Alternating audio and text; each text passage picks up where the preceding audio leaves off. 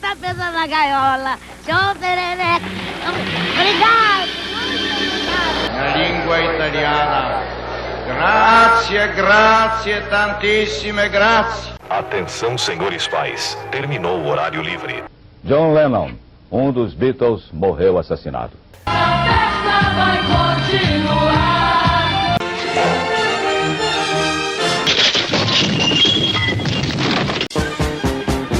Muito bom estar com você. Quem quer brinquedo? Olá, saudosistas, saudações, bem-vindo ao TV, eu sou o Léo Cordeiro. O vídeo de hoje é uma compilação do quadro Passou nesse mês sobre o ano de 1980, com um acréscimo inédito do que aconteceu no mês de dezembro daquele ano. Então, se você perdeu algum vídeo, agora estará por dentro de tudo. Sem maiores delongas, vamos para o vídeo.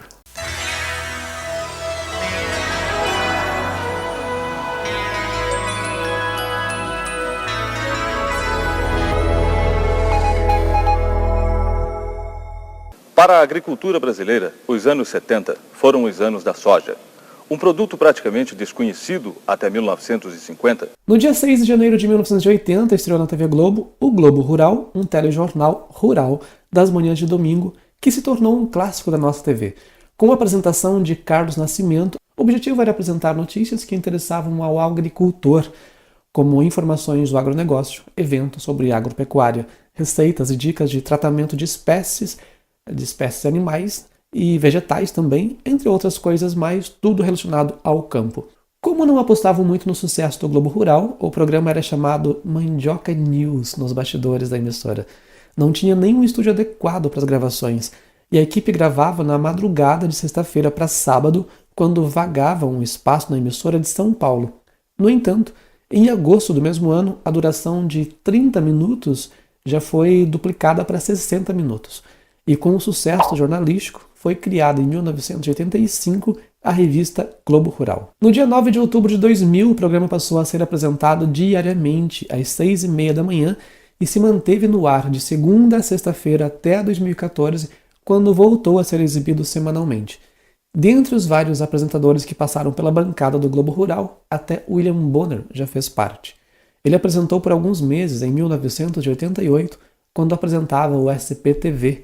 No mesmo ano, ele mudou para o Jornal Hoje.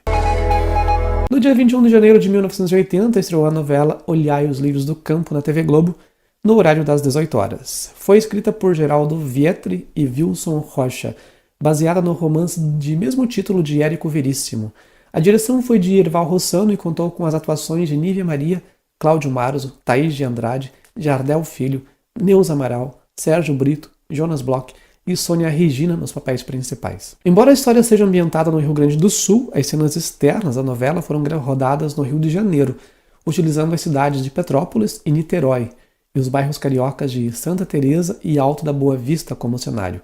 Outras gravações foram realizadas em Guaratiba, bairro da Zona Oeste carioca, onde foi erguida uma cidade cenográfica especialmente montada para a trama que retratava a fictícia cidade de Nova Itália.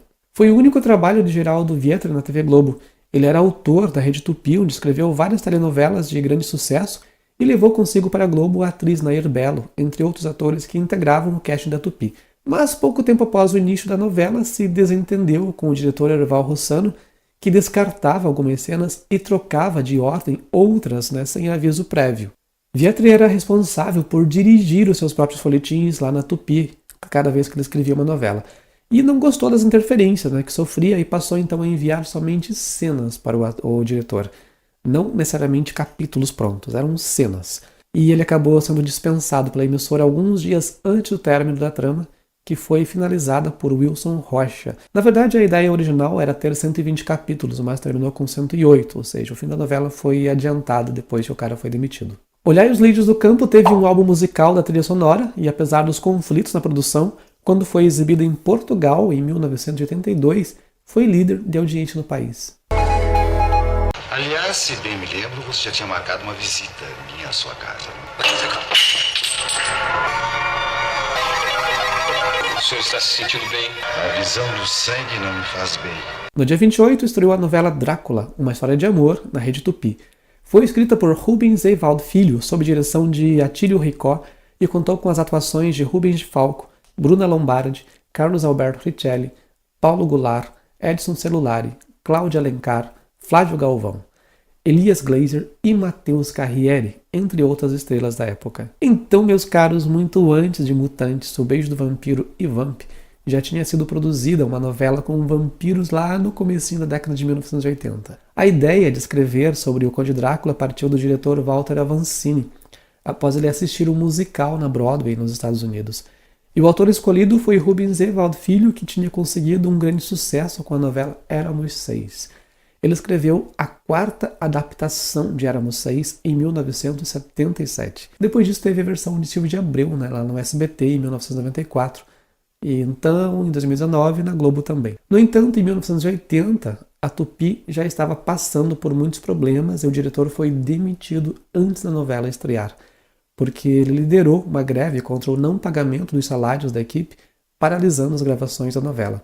E a novela, que tinha sido pensada para exibir 120 capítulos, acabou sendo exibida apenas 4. Com a falência da Tupi, a Band propôs para Rubens Evald Filho levar a sua novela ao ar lá na emissora. Ele reescreveu os primeiros capítulos e estreou sob o título de Um Homem Muito Especial, no dia 21 de julho do mesmo ano. No dia 4 de fevereiro de 1980, estreou a novela Água Viva na TV Globo, no horário das 20 horas. Foi escrita por Gilberto Braga e Manuel Carlos e dirigida por Roberto Talma e Paulo Biratã. Contou com as participações de Beth Faria, Reginaldo Faria, Raul Cortez, Tônia Carreiro, Lucélia Santos, Fábio Júnior, José Levgoy, Beatriz Segal, Glória Pires, Cadu Moliterno e Cláudio Cavalcante nos papéis principais. Foi a primeira novela de Carla Marins e Marcelo Faria. O título provisório era Vento Norte, e Gilberto Braga se inspirou no musical norte-americano Annie, sobre a história de uma graciosa menina órfã. A personagem foi interpretada por Isabela Garcia, que tinha 13 anos. Foi a primeira telenovela do Gilberto Braga a utilizar o artifício de suspense Quem Matou.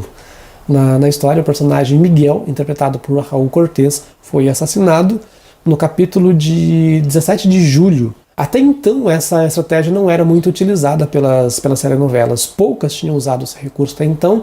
E, obviamente, a revelação do assassino só foi revelado no último capítulo para gerar suspense, para prender o telespectador até o final. Algumas polêmicas que marcaram a novela foi a exibição do primeiro baseado da TV brasileira. O personagem Alfredo, de Fernando Eiras, enrolou tranquilamente seu cigarrinho de cannabis no capítulo 39, exibido em 19 de março de 1980. Outra cena marcante foi quando a personagem Lígia se fecha com Selma em um banheiro e lhe dá uma surra que a deixa sangrando. A cena foi reescrita em 2004 na novela Celebridade, que é do mesmo autor, onde, da mesma forma, Maria Clara Diniz, vivida por Malu Mader, dá uma surra na antagonista Laura, vivida por Cláudia Abreu, no banheiro de uma casa de shows. Fora da ficção também teve polêmicas. As atrizes Tônia Carreiro, Glória Pires, Maria Zilda e Maria Padilha foram agredidas quando iam gravar uma cena fazendo topless no posto 9 da praia de Ipanema, na zona sul do Rio de Janeiro. E elas utilizavam um par de adesivos para cobrirem os mamilos, mas algumas pessoas protestaram e atacaram a equipe da novela. Segundo Maria Padilha, os curiosos expulsaram a equipe da praia jogando latas e areia, então a equipe toda foi transladada, mudaram a cena para a praia de São Conrado. Gilberto Braga se queixou também por escrever a novela sozinho, e aí a Globo convocou Manuel Carlos para colaborar na trama a partir do capítulo 60. Água Viva teve 2 álbuns musicais, um nacional e o outro internacional. O álbum nacional foi relançado em CD remasterizado em 2001. No dia 3 de março de 1980, estreou a novela Chega Mais na TV Globo às 19 horas. Foi escrita por Carlos Eduardo Novaes, com direção de Gonzaga Blota, Walter Campos, Roberto Vignati e Reinaldo Bouri. Contou com a atuação de Tony Ramos, Sônia Braga, Rosa Maria Murtinho, Cláudio Correia Castro, Renata Fronze, Rui Rezende, Ney Santana, Nádia Lippe, Gilberto Martinho, Ana Ariel, Osmar Prado e Renata Sorrá nos papéis principais. A novela reuniu mais de 40 personagens e todos eles tinham aspectos bons e maus. Essa foi a única telenovela de Carlos Eduardo Novaes que usou um humor crítico em alguns trechos da trama e foi considerada uma antinovela, já que fugia dos padrões das histórias mais leves apresentadas no horário das 19 horas. Na sinopse, o autor já explicava que a história era sobre 2 jovens que se conheciam e se apaixonavam mas não conseguiam realizar essa paixão. Quando estavam juntos, eram trapaceiros incorrigíveis e admitiam que não podiam continuar juntos. Mas quando estavam separados, constatavam que não podiam viver separados. Ele abriu o caminho para a fórmula do humor nonsense na televisão brasileira, que seria bastante explorado ao longo da década de 1980. A começar pelo título da novela, que seria Tom e Jelly, ou Jelly, porque a inspiração do autor para fazer o casal protagonista tinha sido o desenho animado Tom e Jerry. E o tema de abertura seria a música Corre Corre, do novo disco da Rita Lee. Mas como tinham que pagar royalties para a empresa Hanna-Barbera, detentora do desenho Tom e Jerry, o título foi mudado para Chega Mais, que era o nome de uma outra música da Rita Lee que estava no mesmo disco da primeira opção. A abertura fez bastante sucesso, foi criada por Hans Donner e Newton Nunes e mostra casais se aproximando de várias maneiras.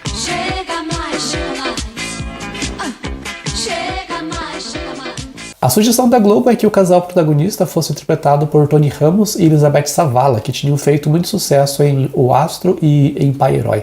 Mas ela ficou grávida e só pôde voltar a gravar algum tempo depois, então não deu. No primeiro capítulo, Jelly foi abandonada no altar, depois da constatação de que seu noivo, Tom, havia sido sequestrado, e para a recepção desse casamento, que acabou não acontecendo, a novela contou com a participação de alguns personagens do buffet marrom glacé da novela exibida anteriormente no mesmo horário.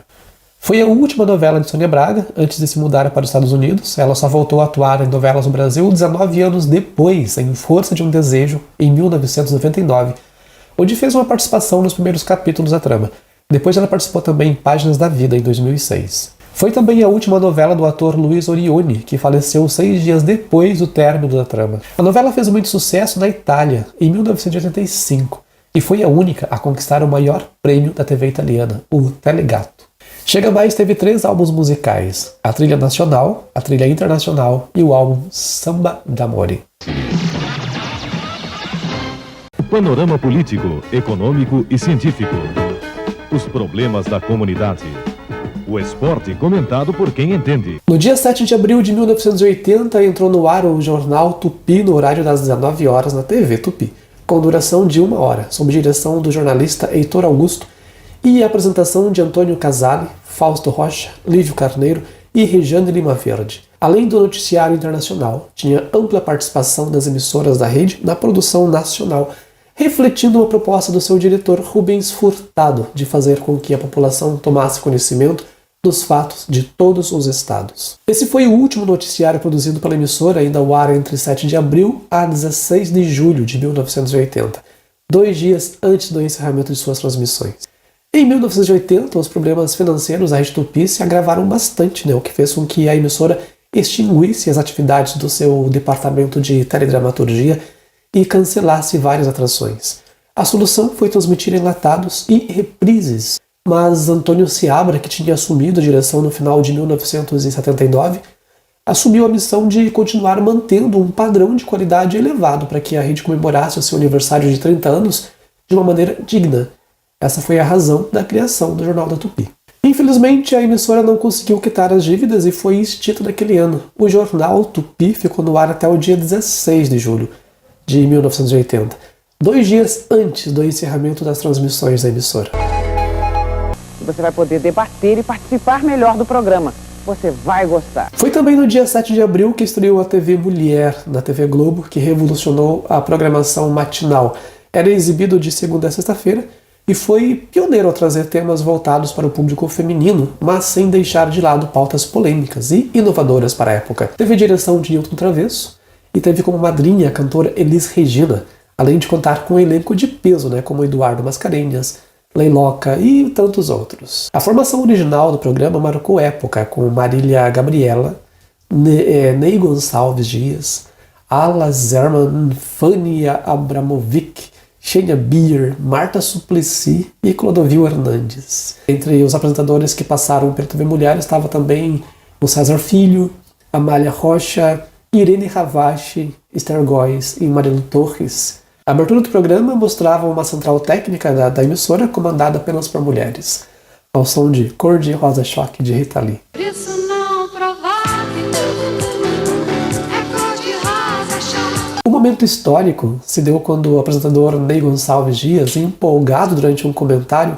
acidentalmente acertou o pé direito da mesa com sua perna, o que fez com que se movesse um pouco, quase derrubando. Ainda falando, ele tentou reajustar o pé da mesa, mas acabou derrubando e caindo junto ao vivo. E em plena ditadura, Marta Suplicy chocou o público ao falar sobre o orgasmo feminino na TV e usar a palavra vagina, que foi um choque para muita gente. Eu não tenho mais sexo com meu marido quando ele quer e eu não quero. Agora eu digo não e nem preciso dizer que estou com dor de cabeça ou menstruada, sabe? E Clodovil Hernandes também protagonizou um dos momentos mais polêmicos da TV Mulher.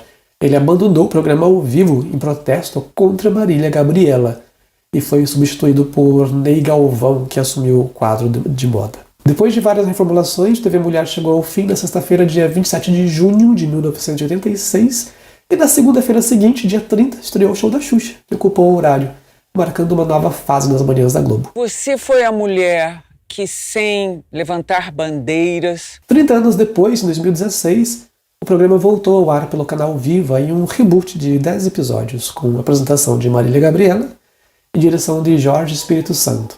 A trilha sonora foi regravada por Arnaldo Antunes e Tulipa Ruiz. No dia 26 de abril, a TV Globo completou 15 anos no ar. O vídeo comemorativo colocou a atriz Rosana Garcia, que interpretava Narizinho do Sítio do Pica-Pau Amarelo e que estava completando 15 anos também, como protagonista da campanha. Com a ajuda de Jacira Sampaio, que fazia a tia Anastácia também no Sítio do Pica-Pau Amarelo, ela se arrumou, colocou um belo vestido branco e foi recepcionar os convidados. Entre eles estavam Suzana Vieira, Paulo Gracindo, Miele, Fátima Freire, Tarcísio Meira, Isis de Oliveira, Denis Carvalho, Milton Gonçalves, Yara Cortez, Lídia Brondi, Berta Loran, a cantora Alcione, que apresentava o musical Alerta Geral, Miriam Rios, Jonas Mello, Súria, Luciano do Valle, Lady Francisco, Os Trapalhões, Bibi Ferreira e Sócrates, o boneco de Orival Pecini do humorístico Planeta dos Homens, entre outros artistas do casting da emissora. Com a Tupi lutando para sobreviver, Record e Band praticamente insignificantes em termos de audiência, e sem SBT e Manchete que ainda não existiam, a Globo nadava de braçadas. O Vale a Pena Ver de Novo estreou em 8 de março de 1976 como uma faixa de reprises de conteúdos produzidos pelo jornalismo da Globo. Inclusive a vinheta tinha um ar meio jornalístico.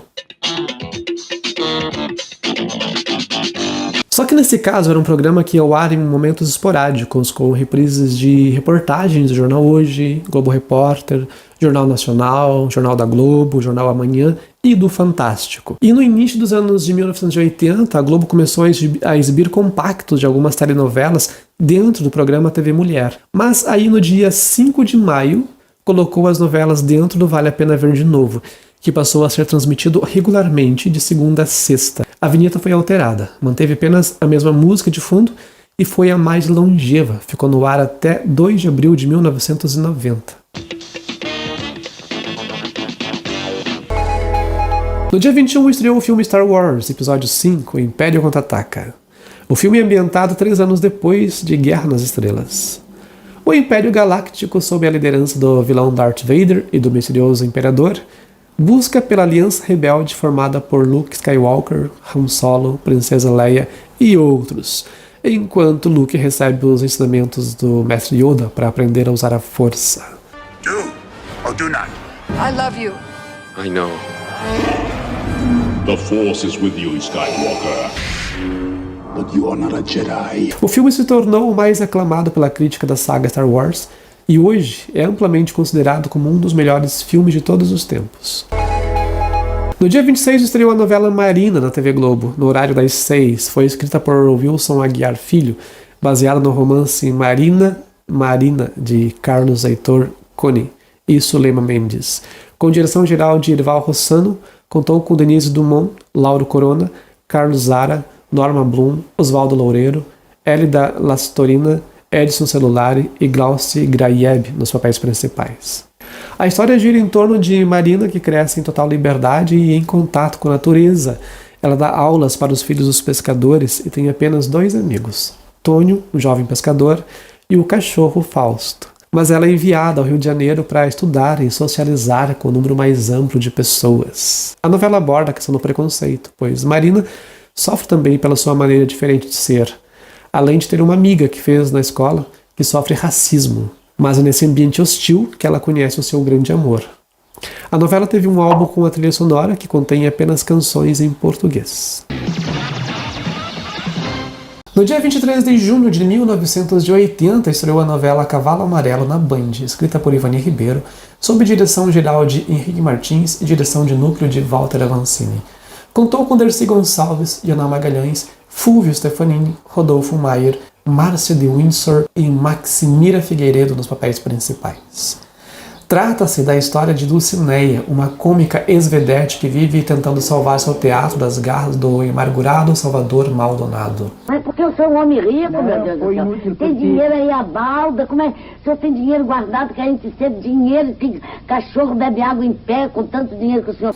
Dono do prédio que deseja derrubá-lo para construir um edifício comercial, mas é impedido por um antigo contrato. O título da novela tem relação com uma estatueta de um cavalo amarelo que Maldonado idolatra, atribuindo a ela o seu sucesso nos negócios. Uma das características da Dercy Gonçalves era o improviso. Ela não costumava muito seguir roteiros, mas a personagem fez tanto sucesso que quando a novela acabou, a Band queria uma continuação. A novela teve 3 álbuns musicais: a trilha nacional, a trilha internacional e a trilha complementar. No dia 30 de junho, o Papa João Paulo II fez sua primeira visita ao Brasil, marcando um momento histórico tanto para a Igreja Católica quanto para o país. Foi a primeira vez que um Papa visitou o Brasil. As 2 freiras que romperam o cordão de isolamento e abraçaram o Papa na Catedral do Rio. O maior país católico do mundo em número de fiéis, o que conferiu à visita um grande significado religioso, social e político. Em alguns dias, as transmissões ao vivo chegaram a atingir o índice de 90% de audiência. Durante os 12 dias de visitas, João Paulo II percorreu diversas cidades brasileiras, incluindo Belo Horizonte, Rio de Janeiro, São Paulo, Porto Alegre, Salvador, Recife, Fortaleza, Teresina, Belém e Manaus. João Paulo II abraçou crianças no Rio, em Curitiba, em Teresina. Crianças que muitas vezes faziam tudo para abraçar o Papa, como esta menina em Salvador. No dia 18 de julho de 1980, a Rede Tupi teve seus transmissores lacrados e encerrou suas transmissões. O fato aconteceu 2 meses antes da TV no Brasil completar 30 anos, ou seja, antes dos seus próprios 30 anos, porque foi a emissora pioneira no país. No dia 19, deu-se início às Olimpíadas de Moscou. Essa foi a edição com o maior boicote da história, quando a influência da política no esporte chegou ao seu ponto mais alto e decisivo. Como protesto contra a invasão soviética do Afeganistão no final de 1969, o presidente dos Estados Unidos, Jimmy Carter, anunciou que não enviaria seus atletas para os Jogos Olímpicos e convocou seus aliados pelo mundo a darem o mesmo exemplo. Ao todo, 69 países seguiram o caminho dos Estados Unidos. Na cerimônia de abertura dos Jogos, o presidente soviético Leonid Brezhnev lamentou a interferência política em eventos criados para sustentar a paz. Entre as indiretas da abertura e encerramento teve a famosa cena do choro do mascote Misha, que lamentava a ausência das delegações que participavam do boicote. No dia 21 estreou na Band telenovela Um Homem Muito Especial, que nada mais era do que um reboot de Drácula, uma história de amor. A novela interrompida da Tupi, que teve apenas 4 capítulos exibidos devido à sua falência. A história se passa na década de 1920, em Paranapiacaba, uma cidade quase sem sol e envolta em neblina, onde o Conde Drácula chega após descobrir pistas sobre o paradeiro de seu filho sequestrado pela ama Hannah, para evitar que o bebê tivesse o mesmo destino monstruoso do pai. A Band propôs para Rubens Evaldo Filho levar sua novela ao ar em uma nova emissora com outro nome, e Walter Avancini retomou a direção, mas nem todo o elenco pôde continuar na trama. Foi também no dia 21 que estreou o filme Star Wars, episódio 5, O Império Contra-Ataca. Essa é a data de estreia no Brasil. Nos Estados Unidos, o filme tinha estreado em 21 de maio. No dia 11 de agosto de 1980, estreou a novela Coração Alado na TV Globo. Foi escrita por Janete Claire e dirigida por Roberto Thalma e Paulo Biratã, e contou com Tarcísio Meira, Débora Duarte, Carlos Vereza, Vera Fischer, Araci Balabanian, Valmor Chagas, Jardel Filho e Neila Torraca nos papéis principais. A novela teve cenas gravadas no Agreste de Pernambuco e em Nova York. Com essa novela, Janete Claire voltou a sofrer com a censura, mas o que realmente chocou foi a cena do estupro de Vivian, personagem de Vera Fischer, cometido por Leandro, vivido por Leila Torraca. E outros momentos desconcertantes também para a época foi a masturbação de Catuxa, personagem de Débora Duarte. Coração Alado conseguiu a média geral de 57 pontos no Ibope, mas devido às polêmicas a trama nunca foi reprisada. Foi disponibilizada no Globoplay em 22 de janeiro de 2024 através do projeto Fragmentos, que resgata obras que possuem poucos capítulos preservados. Coração Alado tem apenas os capítulos 1, 2, 92, 93, 184 e 185. Ou seja, os 2 primeiros, os 2 do meio da trama e os 2 últimos capítulos. Essa era uma tática adotada pelas emissoras até meados dos anos de 1980. Guardavam apenas esses capítulos, começo, meio e fim, e reutilizavam as fitas dos outros capítulos para outras gravações. No dia 17 estreou o programa Canal Livre, um talk show jornalístico exibido semanalmente pela Rede Bandeirantes. É um dos programas de entrevistas mais representativos da história da televisão brasileira, símbolo de independência nos anos 1980 e 1990.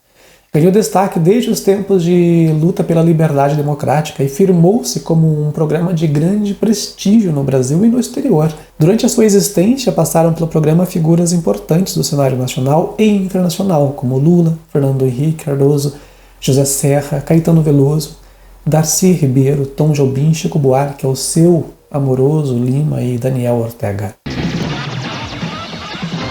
No dia 8 de setembro de 1980, estreou a novela Plumas e Paetês na TV Globo, no horário das 19 horas. Foi escrita por Cassiano Gabos Mendes, com coautoria de Silvio de Abreu, com direção geral de Gonzaga Blota e Reinaldo Bouri. Contou com Elizabeth Savala, Cláudio Marzo, José Wilker, Nilza Amaral e José Lilgoy nos papéis principais. A espinha dorsal da novela conta a trama de Marcela, que se infiltra em uma família rica, assumindo outra identidade. Era idêntica à da novela A Intrusa, da TV Tupi, de 1967. Parte do enredo foi inserido no remake de Tititi em 2010. A novela teve 2 álbuns musicais, a trilha sonora nacional e a trilha sonora internacional. No dia 12 chegou nos cinemas do Brasil o filme A Lagoa Azul, que conta a saga de 2 crianças que cresceram sozinhas em uma ilha desabitada no Pacífico Sul. Aqui no canal tem um vídeo sobre o filme. No dia 15 estreou o programa do Bozo na TVS do Rio de Janeiro. O comediante Vandeco Pipoca foi escolhido por Larry Herman, o dono da franquia, para ser o primeiro ator a interpretar o palhaço Bozo na televisão brasileira. A iniciativa de trazer o palhaço ao Brasil foi de Silvio Santos, que retransmitia o infantil em São Paulo pela TV Record, que também era de sua sociedade, até a inauguração do SBT em 19 de agosto de 1981. O programa foi gravado inicialmente no Teatro Silvio Santos, no bairro Carandiru, em São Paulo, e depois mudou para os estúdios da Vila Guilherme. No dia 29 estreou a novela O Meu Pé de Laranja Lima na Rede Bandeirantes. Foi escrita por Ivani Ribeiro, baseada no romance homônimo de José Mauro de Vasconcelos, com um geral de Valdemar de Moraes. Contou com Alexandre Raimundo, Dionísio Azevedo, Cristina Mulins, Lourdes Bicudo, Valdir Fernandes, Babi Garrux e Fausto Rocha Júnior nos papéis principais. A trama gira em torno de Zezé, que chega em uma vila no interior de São Paulo com seus pais e outros 5 irmãos e começa a cuidar de um mirrado pé de laranja lima, o qual se torna seu companheiro de aventuras imaginárias. A novela teve um álbum musical com a trilha sonora, e essa produção da Band já era a segunda versão da história. A primeira tinha sido produzida pela TV Tupi em 1970, mas ganhou também um outro remake em 1998 pela própria Band. No dia 10 de outubro de 1980, a TV Globo apresentou o especial Vinícius para Crianças, Arca de Noé, com direção de Evaldo Rui e direção geral de Augusto César Vanucci. Foi baseado no álbum A Arca de Noé, de Vinícius de Moraes, feito pouco antes de sua morte. O musical apresentou diferentes quadros com os artistas convidados interpretando as canções todas de autoria de Vinícius de Moraes. Não havia script, apenas um roteiro de orientação, e a menina Areta foi a apresentadora. Gravado nos estúdios do Teatro Fênix, com cenário de Federico Padilha, a produção utilizou o efeito de chroma key também, que era o melhor e o mais acessível dos efeitos especiais que se tinha à disposição na época. Olímpio Borges ficou responsável pelo figurino, Elifas Andreato pela arte e Stil pela animação. O especial ainda contou com o balé da TV Globo, com coreografia de Juan Carlo Berardi E esse foi o primeiro programa da TV brasileira a ganhar um prêmio Emmy. No dia 24 de novembro de 1981, o especial competiu com 110 programas inscritos, oriundos de 22 países, e venceu na categoria Popular Artes. E não foi só. Ganhou também o prêmio Ondas da Sociedade Espanhola de Radiodifusión e o prêmio Iris Award da Associação de Produtores de Programas de Televisão dos Estados Unidos. No dia 10 de novembro de 1980, estreou a novela As Três Marias, no horário das 18 horas, na TV Globo. Baseada no romance de Raquel de Queiroz, teve direção geral de Erval Rossano e foi escrita por Wilson Rocha até o capítulo 25. Como ele se desentendeu com o diretor, Walter Negrão assumiu o roteiro. Os atores Cadu Moliterno, Nádia Lippe, Glória Pires, Maite Proença, Ednei Giovenassi, Edwin Luiz, João Paulo, Adur e Marco Nanini fizeram parte do elenco principal. Três Marias retrata a amizade entre três mulheres que se conheceram na Suíça durante seus tempos de estudantes. Maria José, vivida por Glória Pires, marido da Glória, vivida por Maite Proença, e Maria Augusta, vivida por Nádia Lippe. Elas se reencontraram anos depois, no Rio de Janeiro, e se apaixonaram pelo mesmo homem, o publicitário Lucas, personagem de Cadu Moliterno. O ator Osmar de Matos morreu no acidente de automóvel na época das gravações, mas todas as cenas gravadas por ele, como Kleber, namorado de Cissa, personagem de Erika Cooper, foram ao ar, mostrando assim seu último trabalho. A sua participação na novela se deu até o capítulo 5. As Três Marias teve um álbum musical com a trilha sonora. No dia 1º de dezembro de 1980, estreou a novela Dulcinea Vai à Guerra na Bandeirantes. Essa foi uma continuação da novela Cavalo Amarelo, escrita por Ivani Ribeiro. Contou com Dercy Gonçalves, Beth Mendes, Aguinaldo Rayol, Benjamin Catan, Maria Fernanda, Hélio Souto, Sônia Oiticica e Renata Franz nos papéis principais. Após o final da novela Cavalo Amarelo, o diretor Walter Avancini pediu a Ivani Ribeiro para escrever outra novela para a personagem de Dercy Gonçalves. Porém, a autora se negou, dizendo que a história já estava finalizada em sua visão e que ela já estava adaptando o remake de Meu Pé de Laranja Lima para a emissora nos próximos meses.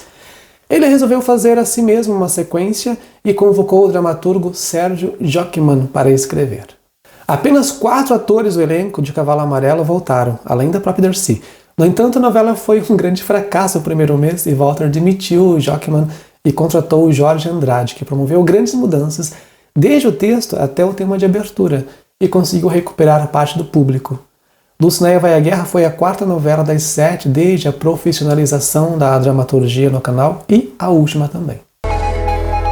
No dia 8, o cantor John Lennon, famoso por ter integrado o grupo dos Beatles, retornava com sua esposa Yoko Ono de um estúdio de gravação quando, ao chegar em sua residência, um homem de 25 anos chamado Mark Chapman, que no fim da tarde do mesmo dia havia se encontrado com Lennon junto a fãs e conseguido um autógrafo dele e uma capa do álbum Double Fantasy, sacou um revólver e efetuou 5 disparos contra o cantor. Segundo Mark, ele era fã dos Beatles e tinha Lennon como ídolo, mas isso mudou quando começou a praticar sua religião seriamente e passou a abominar certas letras do compositor, em especial God, música de 1970, em que Lennon afirma não crer em Jesus e na Bíblia, além de descrever Deus como um conceito.